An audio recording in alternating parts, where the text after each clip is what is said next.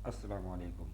My name is Mohammad Nauman and आज हम दूसरे न्यूमेरिकल्स का आगाज़ करेंगे जो कि हमारे प्रिपरेशन पेपर में मौजूद हैं, जिसमें से चैप्टर 2 के अंदर जो एक्स्ट्रा न्यूमेरिकल्स हैं उनमें पहला न्यूमेरिकल है if one component of 100 Newton force is 50 Newton.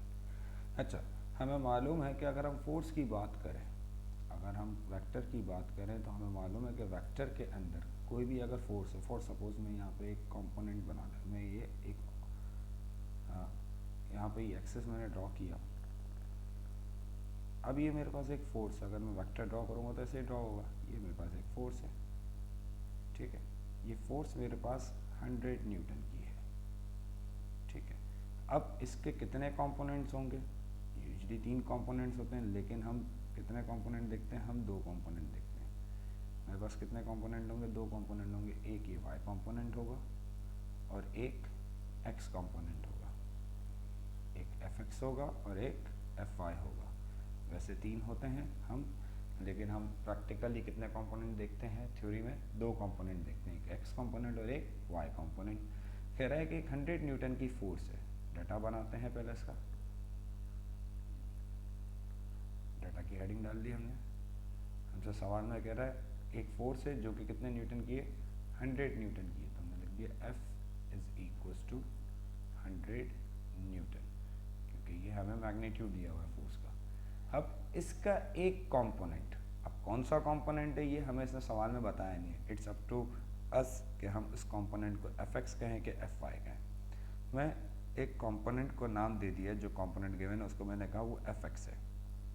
कितना है वो? 50 न्यूटन। अगर कोई चाहे तो उसको Fy भी कह सकता है। सेकंड सवाल में क्या कह रहा है? Calculate its another component. अब हमें दूसरा मालूम करना है, यानी मैंने Fx को गिवन किया है तो Fy मुझे क्या करना होगा? मालूम करना होगा। अगर मैं Fy को गिवन करता, Fx की जगह पे मैं Fy गिवन करता, तो मुझे क्या मालूम करना होता? फिर Fx मालूम करना होता, ठीक है। अब सॉल्यूशन की बात करते हैं। सॉल्यूशन की हेडिंग डाली।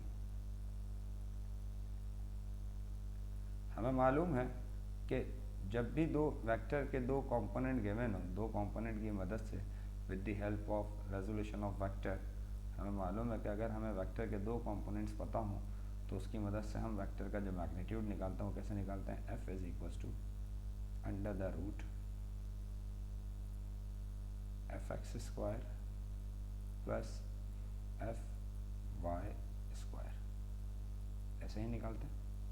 अब हमें एफ गिवन है, एफ कितना गिवन है? 100 is equals to under the root 50 square plus F Y square. Squaring, क्योंकि हमें एफ आई की वैल्यू निकालनी, हमने लिख दिया स्क्वायरिंग ऑन बोथ साइड्स। अब अगर मैं स्क्वायरिंग बोथ साइड करता हूँ तो मेरे पास क्या होगा बेटा? स्क्वायरिंग बोथ साइड से क्या होगा? 100 square is equals to under the root 50 का स्क्वायर करेंगे 2500 प्लस एफ वाई स्क्वायर का होल स्क्वायर। 100 का स्क्वायर करा 10,000। ये स्क्वायर से रूट क्या हो जाएगा? कैंसिल, ठीक है। यहाँ क्या बचेगा? Simple 2500 plus F Y square. मुझे एफ वाई की वैल्यू निकालनी है, 2500 प्लस, इधर आकर क्या हो जाएगा? माइनस, तो ये हो जाएगा 10,000 minus 2500 is equals to F Y square. अब F Y square is equals to, minus किया 7500। अब मुझे एफ वाई की वैल्यू चाहिए, स्क्वायर दूसरी तरफ जाके क्या बनता है? रूट बनता है। तो हमने क्या किया? F Y is equals to under the root 75 7500 का रूट निकाला 86.6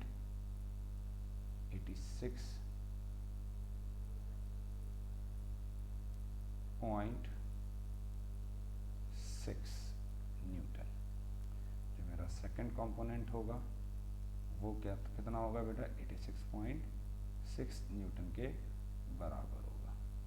अच्छा, यहाँ पे उमूमन बच्चा जब ये सवाल आता है तो बच्चा एक चीज़ कहता है कि सर एक कंपोनेंट 50 है तो दूसरा कंपोनेंट भी 50 होगा, बट ये ज़रूरी नहीं है कि जितना एक्स कंपोनेंट की वैल्यू होगी उतने ही दूसरे कंपोनेंट की वैल्यू हो, क्योंकि यहाँ पे स्क्वायर होके ऐड हो रहा है। ठीक है, यहाँ पे लीनियर एडिशन नहीं है एफ एक्स और एफ वाई की, बल्कि स्क्वायर करके ऐड करना है और फिर रूट है। तो ऐसा नहीं है कि 100 में से 50 न्यूटन एफ एक्स हो गया तो 50 एफ वाई होगा, इट्स नॉट नेसेसरी। ठीक है, यहाँ तक की बात क्लियर है। अब अच्छा, एक इसमें सवाल भी आता है, इस MCQs के अंदर आ सकता है कि वो कौन सी कंडीशन होगी कि जिसमें वो किस एंगल के ऊपर एफ एक्स और एफ वाई की वैल्यू सेम होगी, किस एंगल के ऊपर, eight what angle does the rectangular component of a vector becomes equal. ठीक है, वो कौन सा वेक्टर, कौन सा एंगल होगा जिस पे आपके पास क्या होगा बेटा, एफ एक्स और एफ वाई की वैल्यू सेम होगी। ठीक है, पहले इसको डिस्कस कर लेते हैं। तो हमें क्या निकालना है, हमें निकालना है एंगल। सवाल लिख लेते हैं हम यहाँ पे, at what angle where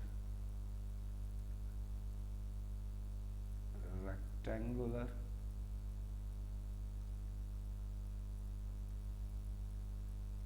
component of a vector becomes equal।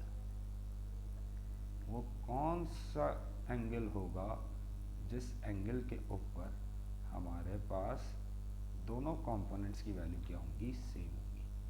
हमें क्या निकालना है, हमें निकालना है एंगल। हमने डाटा की हेडिंग डाली,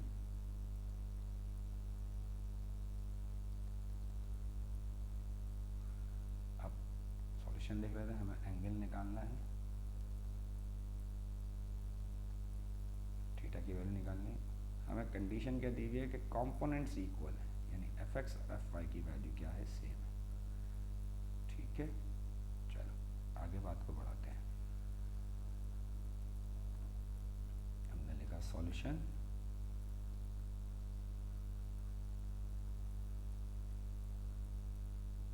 according to given condition, according to given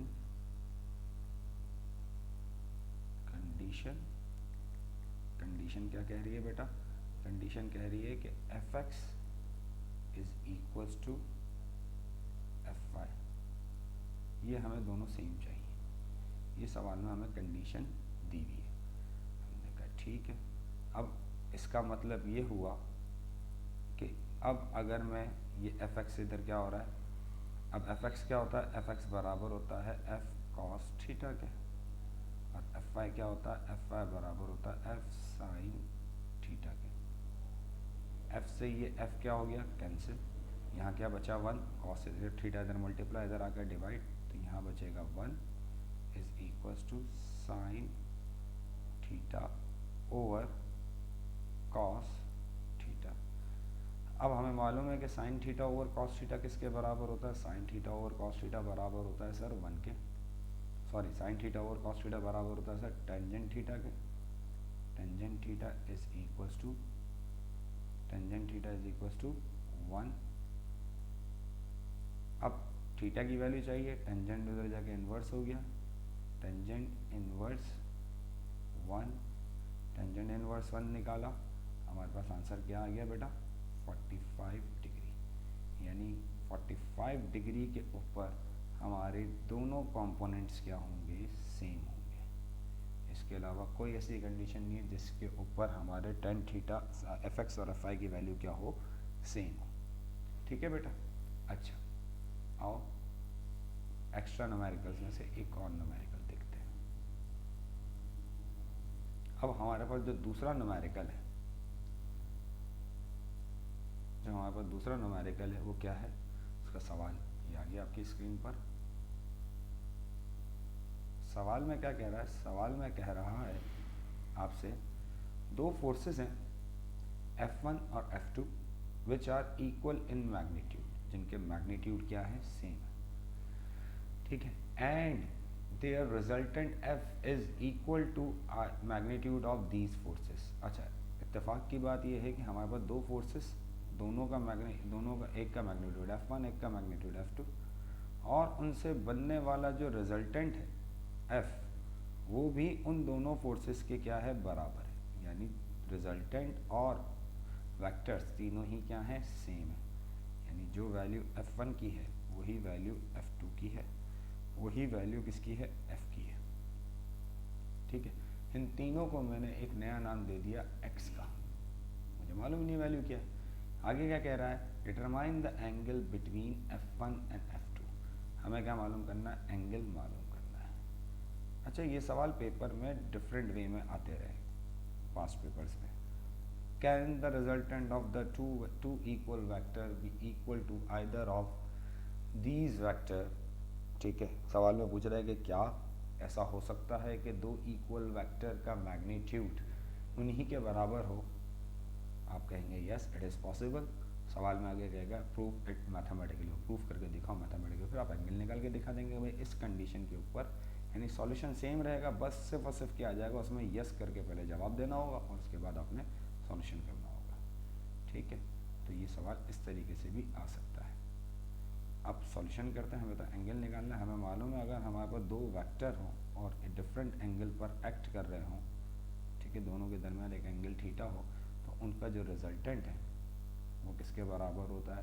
resultant का फॉर्मूला है R is equal to, law of cosine पढ़ा है, R is equal to under the root a square plus b square plus 2ab cos theta, ठीक है, ये resultant का formula आपने पढ़ा है।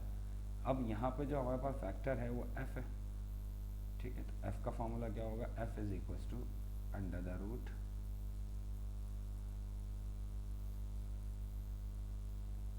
f1 square plus f2 square plus 2f1 f2 cos of theta, यही होगा। अब यहाँ पर जो हमारे पास फोर्सेस हैं वो F1 F2 किसके बराबर है, F1 F2 और F तीनों ही किसके बराबर है, x के। हम तीनों की जगह पे क्या पुट कर देंगे, x पुट कर देंगे। x is equal to under the root x square plus x square plus 2x into x cos of theta. अब जिसकी वैल्यू निकालनी है वो रूट के अंदर है, again squaring on both sides, दोनों साइड्स पर हम क्या करेंगे, स्क्वायर करेंगे, तो क्या हो जाएगा बेटा, एक्स स्क्वायर, स्क्वायर से ये साइड वाला रूट कैंसिल हो जाएगा, X square plus x square 2x square, ये दोनों एक्स स्क्वायर, ये दोनों एक्स स्क्वायर, ये एक्स स्क्वायर और ये एक्स स्क्वायर ऐड हो गया 2x स्क्वायर बन गया, और ये दोनों x जब मल्टीप्लाई होंगे तो x एक्सा एक्स स्क्वायर बन जाएगा प्लस 2x स्क्वायर और साथ में क्या आ जाएगा, कॉस ऑफ थीटा। याद रहे ये 2x स्क्वायर और ये 2x स्क्वायर ऐड नहीं हो सकते। क्यों नहीं हो सकते, क्योंकि एक के साथ कॉस है, एक के साथ कॉस नहीं। अभी इधर प्लस है, इधर आके क्या हो जाएगा माइनस, तो क्या हो जाएगा X square minus 2x square is equal to 2x square cos of theta. X square में से 2x स्क्वायर माइनस किया, negative X square is equal to 2x square cos of theta. यहाँ पे एक्स स्क्वायर, यहाँ पे x square, ये दोनों एक दूसरे से कैंसिल हो गए। यहाँ पे बचा क्या 1 और यहाँ 2 इधर मल्टीप्लाई, इधर आकर क्या हो जाएगा डिवाइड, तो क्या हो जाएगा बेटा -1/2 is equals to cos of theta. Next step के अंदर क्या हो जाएगा बेटा, नेक्स्ट स्टेप के अंदर कॉस इधर, कॉस उधर जाके क्या बन जाएगा, इनवर्स। तो क्या हो जाएगा, theta is equals to cos inverse -1/2। और कॉस इनवर्स -1/2 निकालेंगे, हमारे पास आंसर आएगा 120 डिग्री। कितना आएगा बेटा, 120 डिग्री आएगा, 120 डिग्री। ये हमारे पास क्या आ गया, थीटा की वैल्यू आ गई। यहाँ तक की बात के लिए ठीक है। आज की वीडियो को यहीं तक रखते हैं। इंशाल्लाह अगली वीडियो के अंदर मज़ीद 2-3 न्यूमेरिकल करेंगे। उम्मीद है आपके समझ में आ गया होगा। That's all.